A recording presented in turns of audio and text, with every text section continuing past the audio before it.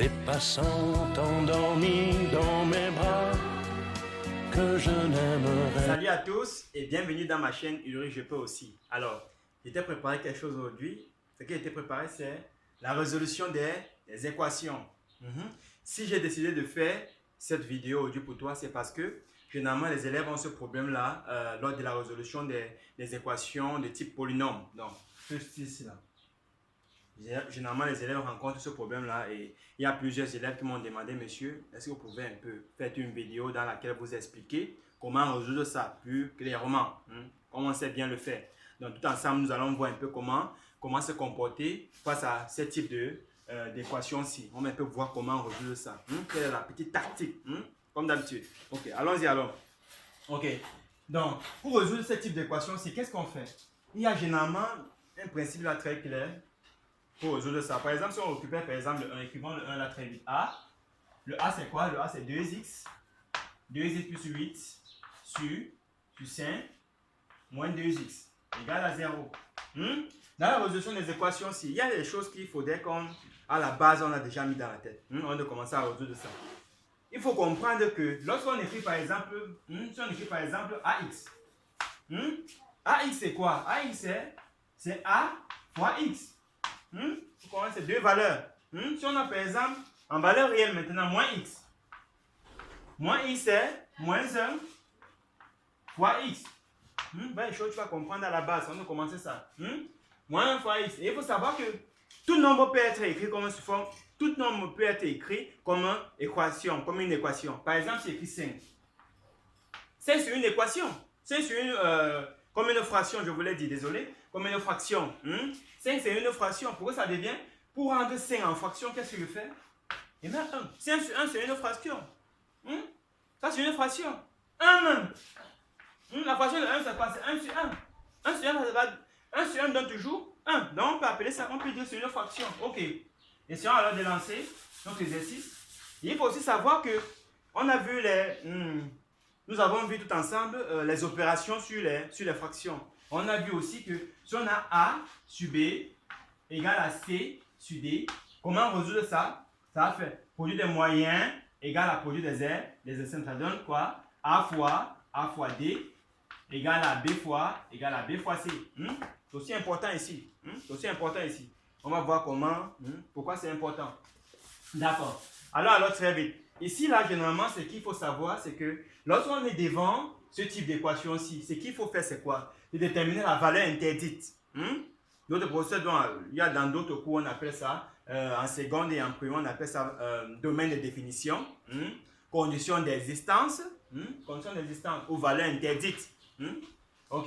Donc ici, on va essayer de déterminer ça. Donc, pour résoudre ce type d'équation-ci, il faut d'abord déterminer à la base la valeur interdite au domaine de définition, aux conditions d'existence.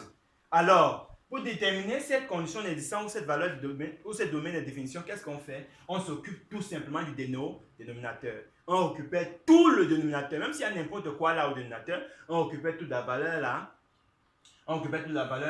Quand on calcule différent des zéros. Donc, quand on résout différent des zéros. Donc, ça donne quoi? 5 moins 2x différent des zéros. Donc, on récupère tout le dénominateur là quand on résout différent des zéros. Ok. Et la résolution de ce dénominateur différent des zéros revient à trouver la valeur de l'inconnu x. Il faut tout se rappeler ça. Tout se rappeler. On revient à déterminer la valeur de l'inconnu x. Ça nous donne alors quoi? Ça nous donne ici. Le principe c'est quoi? Ici, mon principe que j'utilise, je garde toutes les valeurs avec les x de ce côté. Toutes les valeurs qu'il n'y a pas x, j'envoie de l'autre côté de l'égalité. C'est un peu ça. Donc, le principe là, il faut aider ça. Il faudrait que vous ayez mis ça dans la tête. Ok. Donc, je garde toutes les valeurs avec x ici. Les valeurs qu'il n'y a pas x, j'envoie de l'autre côté. Et quand une valeur va de l'autre côté, change de côté, il change son signe. Donc, le 5, quand il va de l'autre côté, va devenir moins 5. C'est que moins 5 là, il traverse, il devient plus 5. C'est important. Ok. Ça donne alors quoi? Moins 2x. Différent de quoi? De 5 traverse devient moins 5. Moins partout. On peut simplifier. On peut multiplier par moins, on multiplie par moins. Ça donne quoi? On simplifie partout, ça donne 2x différent de 5. On simplifie partout par moins. Moins 1 fois moins 2x, ça fait 2x. Moins 1 fois moins 5, ça fait 5. C'est un peu peu ça. Non, on a alors quoi? On a x différent de 5 demi. Ici, c'est aussi important. Il faut savoir que ceci, 2x est différent de 5 ou égal à 5, c'est différent de... Ce n'est pas la même chose que 2 plus x différent de 5. C'est bien différent. C'est pas la même chose. Dans ce cas-ci, on a vu dans ce cas-ci, x est différent de quoi? De 5 demi. Donc, lorsqu'entre deux valeurs-là, il y a la multiplication, et qu'on veut le singleton, l'inconnu x, le 2 là va aller diviser tout ce qui se trouve de l'autre côté de l'égalité. Pourtant ici, ça nous donne quoi? Pourtant ici, on aura plutôt 2 différent de quoi? De 5. Le 2 se traverse, il devient moins 2. Moins 2, on aura alors x différent de 5 moins 2, ça donne 3. Donc, très important à retenir. Lorsqu'entre les deux valeurs-là, le signe c'est quoi? La multiplication. Je veux l'inconnu ici. Le 2, s'il va aller diviser, il va aller au dénominateur de la valeur que de l'autre côté de l'égalité. Pourtant, si entre les deux valeurs, il y a le plus ou le moins, la valeur ci va de l'autre côté en changeant de signe. Et s'il y a encore un signe, on va voir comment multiplier par moins 1 et ainsi de suite. Ok, c'était juste un rappel très important. Ok, allons-y alors. On a quoi? On a notre x différent de 5 demi. Ça signifie quoi même? Valeur interdite ici. Maintenant, ayant trouvé ceci, on peut expliquer ça plus clairement. Ça signifie quoi? À la fin de la résolution de mon opération, de mon équation, si j'ai un x en ma possession, à la fin de la résolution, si j'ai un x qui est égal à 5 demi, ça ne serait pas solution. Je ne prends pas ce 5 demi là comme solution. Puisque ici là, le gars s'est dit que non, que toutes les valeurs, tous les 5 demi qu'on doit trouver, x égale à 5 demi, on ne doit pas prendre. Il refuse. Il dit que c'est pour lui. On ne touche pas. Il confisse. On ne touche pas. Ok. Allons-y alors dans la résolution. Donc ici, on dit que 0, ça donne sur 1. Comme on a vu plus A sur B égale à C sur D. On est qu'on fait produire des moyens égal à produire des extrêmes. Ok. Donc on va faire tout le 2x plus 8 fois 1, ça donne 2x. Donc ici c'est 1, la résolution 1, la résolution 2.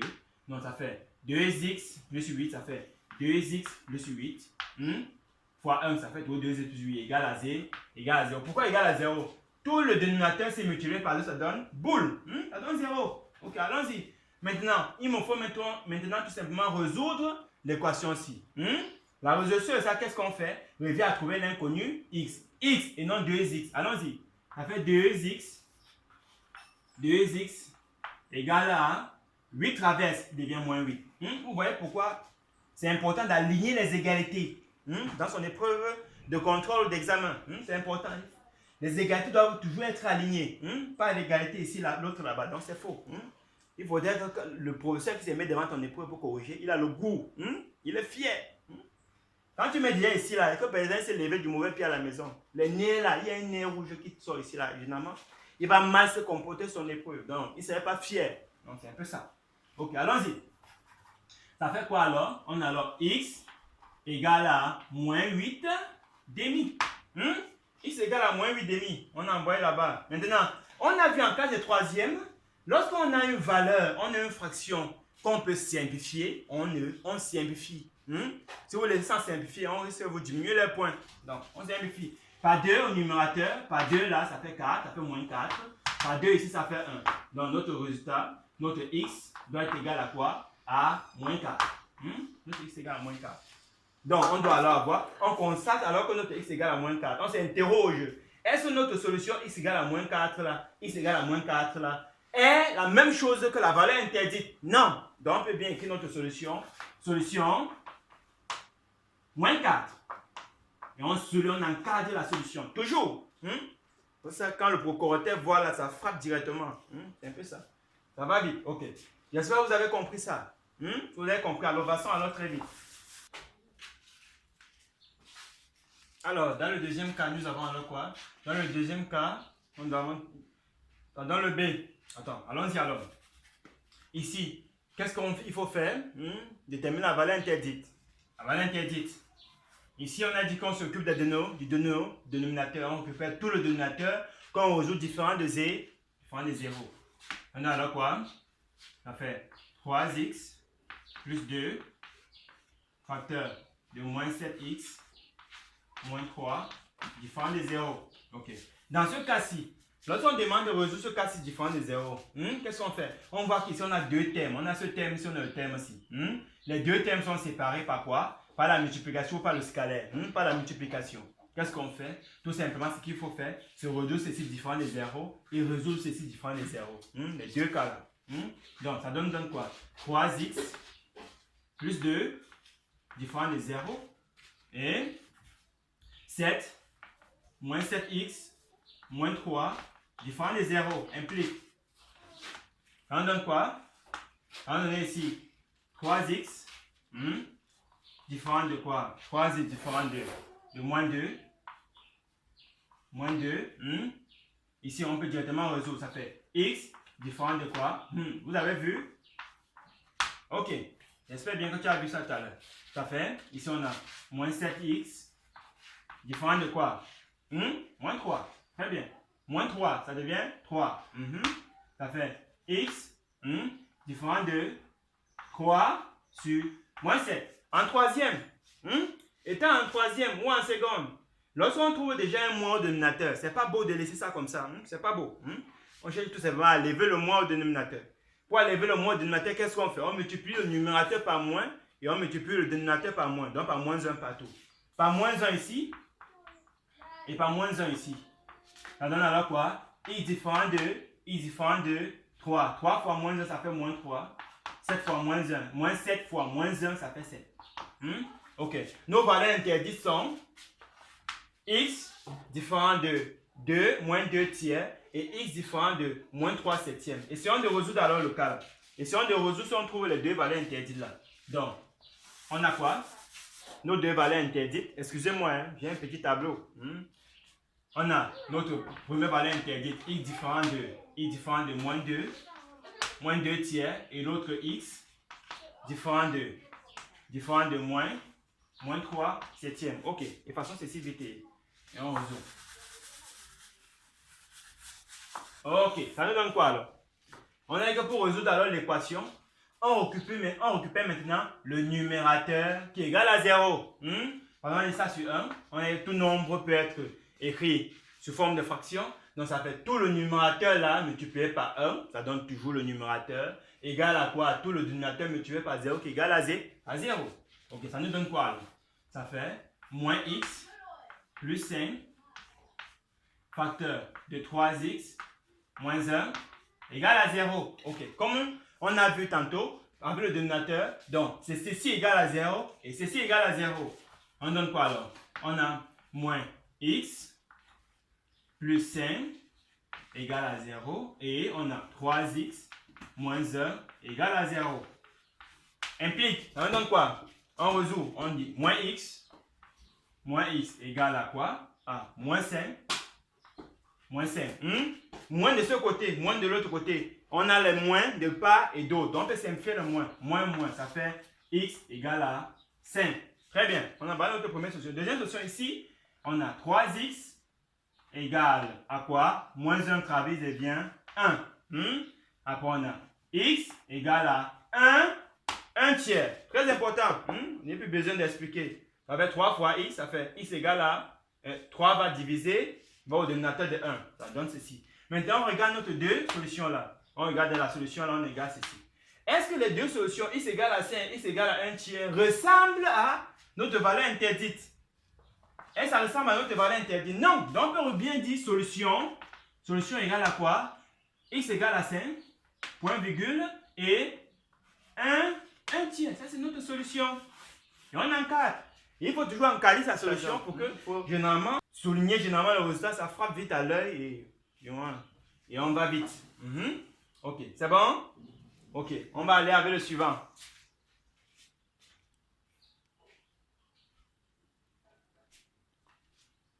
Ok, on continue alors. Ici, le C, vous voyez maintenant, le C c'est 10x moins 15. J'espère que vous voyez bien. 10x moins 15 sur 12 moins 8x égale à 0. Comme coutumier, dénominateur 12 moins 8x différent de 0. Vous voyez, on n'a plus besoin de rappeler.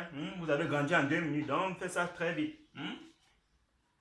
Ok, ça donne moins 8x différent de quoi? De moins 12. Moins et moins se simplifie. Ça fait x différent de 12 sur 8. Alors, ça nous donne x différent de 12. 12 sur 8, en simplification par 4 par 4, ça donne 3. 3 demi. Ça fait x différent de 3 demi. OK. Donc, voici notre valeur interdite ou notre domaine de, ou notre condition d'existence. OK. Et si on résout alors maintenant l'équation, ça nous donne 10x moins 15 égale à 0. Ça donne quoi? 10x égale à 15. Ça fait x égale à 15. 15 dixièmes. Ça donne alors quoi? En simplification, ça fait x égale à 3 demi. Et là où ça devient intéressant. Valeur interdite, 3 demi. Résultat de x, 3 demi. Solution, c'est quoi? Si vous avez bien compris l'explication que j'ai dit plus haut, ceci signifie que lorsque la condition, la valeur interdite signifie quoi?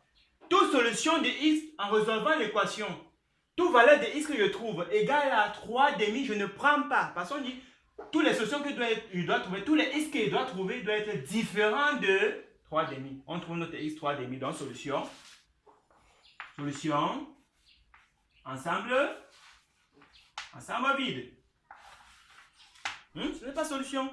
Parce qu'on a dit que x doit être différent de 3 demi. On a trouvé notre x égale à 3 demi. Donc, solution ensemble vide.